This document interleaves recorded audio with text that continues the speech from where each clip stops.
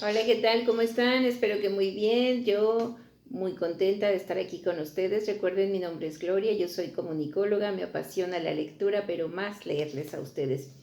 Recuerden que aquí estamos leyendo el Doctor Ox. Leemos libros de desarrollo humano, pero recuerden que estamos dándonos el gustito de leer esto. De la luna a la tierra, pero tiene otra historia que es la del Doctor Ox. Y está volviéndose un caos ese estado de Quiquendone, ¿verdad?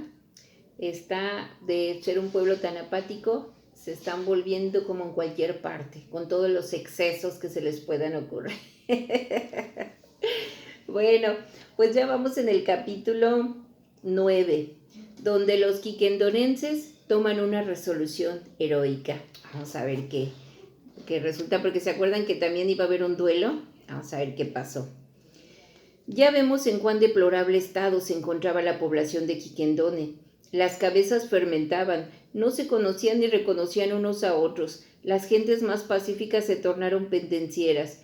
Cuidado con mirarlas de reojo, porque pronto hubiera sido necesario los padrinos. Algunos se dejaron crecer el bigote, y los más revoltosos se los retorcieron a modo de gancho.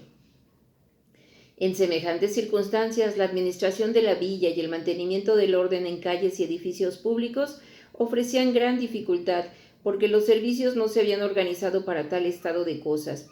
El burgomaestre, aquel digno Vantriqueis, a quien hemos conocido tan apacible, tan apocado, tan incapaz de adoptar decisiones, no cesaba de estar encolerizado. Su casa retumbaba con los estallidos de su voz. Dictaba 20 bandos al día, reconvenía a sus agentes y estaba siempre dispuesto a ejecutar por sí mismo los actos de la administración. Se movió. ¡Ah, qué transformación! Amable y tranquila casa del burgomaestre, buena habitación flamenca. ¿Dónde estaba su antigua calma? ¿Qué escenas domésticas ocurrían ahora? La señora Van Triquet se había vuelto adusta, caprichosa y gruñona. Su marido lograba cubrir con su voz, gritando más que ella, pero no podía hacerla callar. El humor irascible de esa buena señora se descargaba sobre cuanto se le ponía delante. Nada iba bien, el servicio no se hacía, pero todo se tardaba, para todo se tardaba. Acusaba a Loche y aún a su cuñada Tatanemancia, quien no con menos mal humor le respondía agriamente. Era natural que el señor Vantriqueis defendiera a su criada Loche, como sucede en muchas familias. De aquí exasperación permanente en la señora del burgomaestre, reprimendas, discusiones, disputas, escenas que nunca terminaban, pero ¿qué es lo que tenemos?, exclamaba el desgraciado burgomaestre. ¿Cuál es el fuego que nos devora? ¿Estamos acaso poseídos del demonio? Ah, señora Van Triqueis, acabaréis por hacerme morir antes que vos, faltando así a las tradiciones de la familia. Porque el lector no habrá olvidado esa extraña particularidad de tener que enviudar el señor Van Triqueis y volver a casarse para no romper el encadenamiento de las conveniencias. Esta disposición de los ánimos produjo además otros efectos bastante curiosos que importaba conocer. Aquella sobreexcitación, cuya causa todavía desconocemos, ocasionó fenómenos fisiológicos que nadie hubiera esperado. Brotaron de la multitud talentos hasta entonces ignorados. Se revelaron nuevas aptitudes, aparecieron hombres, lo mismo en la política, en las letras, se formaron oradores en medio de las más arduas controversias y en todas las cuestiones inflamaron a un auditorio perfectamente dispuesto por lo demás a inflamarse. De las sesiones del Consejo, el movimiento se transmitió a las reuniones públicas, fundándose un club de Quiquendone, mientras que 20 periódicos, entre ellos el Vigía de Quiquendone, el Imparcial de Quiquendone, el Radical de Quiquendone, el Extremado de Quiquendone, escritos con encarnizamiento, suscitaban las más graves cuestiones sociales. Pero, ¿a propósito de qué? Se dirá, a propósito de todo y de nada, a propósito de la torre de Audenarde, que se inclinaba y que los unos querían derribar y otros enderezar, a propósito de los bandos de policía que promulgaban el concepto y a los cuales pretendían resistir las malas cabezas, y a propósito del barrido, de los arroyos y de las alcantarillas, y por fin Si los fogosos oradores no la hubieran emprendido más con la administración interna de la ciudad, mas no. Arrastradas por la corriente, debían ir más allá, y si la providencia no intervenía, arrastrar, impeler, precipitar a sus semejantes en los azares de la guerra. En efecto, hacía 800 o 900 años que Quiquendones se había reservado una causa belli de suprema calidad, pero lo guardaba precisamente como una reliquia, y ya había probabilidades de que ya no sirviese para nada. He aquí cómo se había producido ese casus belli. Se ignora generalmente que Quiquendone está cerca, en aquel buen rincón de Flandes, de la pequeña población de Birgamen. Los territorios de ambos consejos confinan uno con el otro.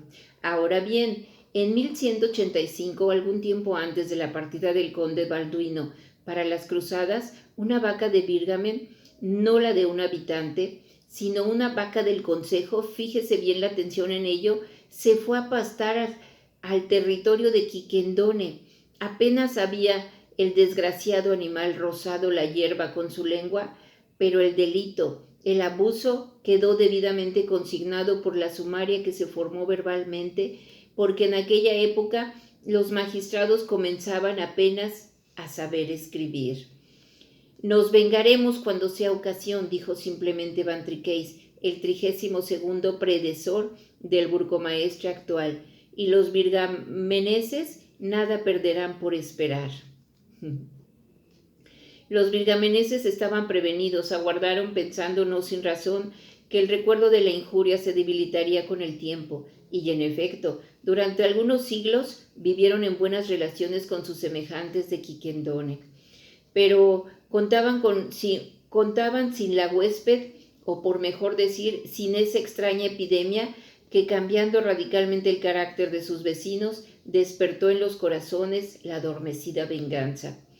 En el club de la calle Mostrelet fue donde el fogoso abogado Schultz, lanzando bruscamente la cuestión a la faz de sus oyentes, los apasionados empleando las expresiones y metáforas de costumbre, en estas circunstancias recordó el delito y el agravio hecho a Quiquendone, y para lo cual una nación celosa de sus derechos no podía admitir prescripción.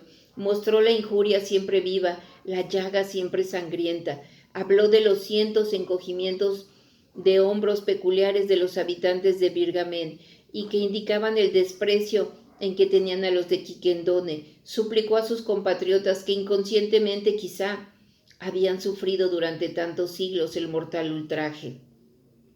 Rogó a sus hijos de la vieja ciudad que ya no tuviesen otro objetivo que el de obtener una reparación solemne.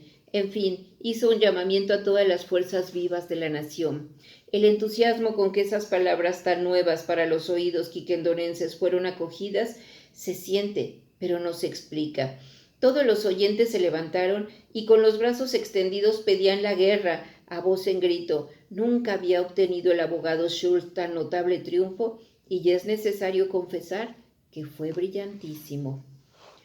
El burgomaestre, el consejero, todos los notables que asistían a esa memorable sesión hubieran inútilmente querido resistir el arrebato popular. Por otra parte, ni deseos tenían de ello, y si no más, al menos tan alto como los otros gritaban: ¡a la frontera! ¡A la frontera! Y como la frontera no estaba más que a 3 kilómetros de los muros de Quiquendone, los virgameneses corrían verdadero peligro, puesto que podían ser invadidos antes de haber tenido tiempo de reconocerse. Entretanto, el honorable farmacéutico Joseph Liefrink, que era el único en conservar su sangre fría en tan graves circunstancias, quiso hacer comprender que se carecía de fusiles, cañones y generales. Le respondieron no sin ninguna invectivas que esos generales, cañones y fusiles se improvisarían, que el derecho y el amor patrio bastaban para hacer a un pueblo irresistible. Sobre este mismo el burgomaestre tomó la palabra y en una improvisación sublime increpó a las gentes pusilánimes que disfrazaran el miedo bajo el verbo de la prudencia, velo que él rasgaba con patriótica mano. En aquel momento se hubiera creído que el salón iba a hundirse bajo los aplausos. Se pidió la votación y se procedió por la aclamación y los gritos de redoblaron. A Virgamen, a Virgamen. El burgomaestre se comprometió entonces a poner los ejércitos en movimiento y en nombre de la villa prometió al futuro vencedor los honores del triunfo, como lo hacían los romanos. Entretanto, el farmacéutico Joseph Liefrinck, que era algo testarudo y que no se daba por vencido, aunque ya lo estaba realmente, quiso presentar todavía una observación. Hizo recordar que en Roma no se concedía el triunfo a los generales vencedores, sino después de haber matado a 5,000 enemigos. ¿Y qué? Gritó delirante la concurrencia. Es que la población de Virgamen no asciende a más de 3,000. Perdón.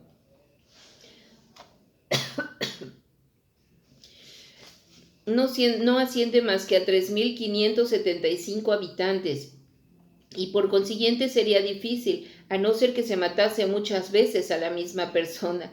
Pero no dejaron que el desgraciado argumento concluyese y lo echaron a puerta confuso y completamente molido.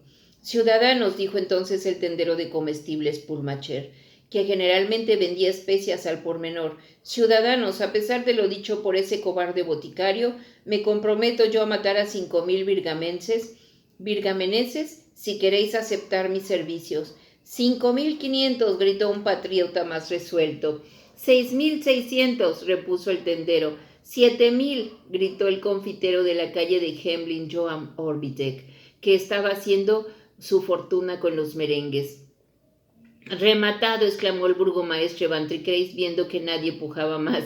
Y véase de qué modo el confitero Johann Orbitek se hizo general en jefe de las tropas de Quiquendone. ¡Guau! ¿Qué les parece? La verdad es que esto es así como una comedia, ¿no? Una comedia, sin embargo, nos habla mucho de la realidad. La verdad es que nos habla muchísimo de la realidad, de cómo de estar tan tranquilos, llega un ímpetu que no sé qué, que empieza a mover a la gente, y la gente no sabe ni qué están hablando, están haciendo, y se vuelve todo un caos. Ajá. Y peleas, fíjense, peleas desde hace siglos. Estamos hablando de una vaca de 1,100 y tantos, de 1,115, que se pasó a comer pasto.